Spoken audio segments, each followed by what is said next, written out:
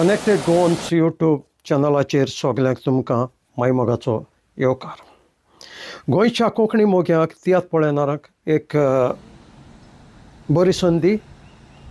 कॉमेडियन कॉस्टी दाखयल्या उपरांत लंडनच्या शारांत आपलो सुपरहीट तियात्र भिवपाची गरज ना. आनीक शो पळयणाऱ्याची काळजां जिखल्या उपरांत शेकी बाब कॉमेडियन कॉस्टी हो शो तियात्र दाखयता गोंयांत. आनी कॉमेडियन कॉस्टी म्हणटा हो शो जोण एकल्यान आपल्या फॅमिली सांगाताक पळोवपाची गरज आसा, चड करून आयच्या तरणाट्यांनी. हो शो जावन आसा आयच्या समाजाक एक बरें गिन्यान. ह्या शोवांत तुमकां पळोवंक मेळटली बरी स्टोरी, बरी कॉमेडी, बरी कांतारां.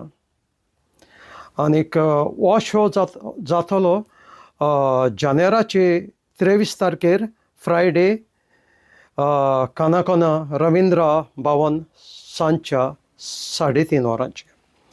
आनीक हो शो जातलो 24 तारखेर जानेराच्या गोमंत विद्यानिकेतन हॉलांत 3:30 वरांचेर. आनीक उरलेल्यो डेटी तुमकां स्क्रिनीचेर दिसती पडटल्यो.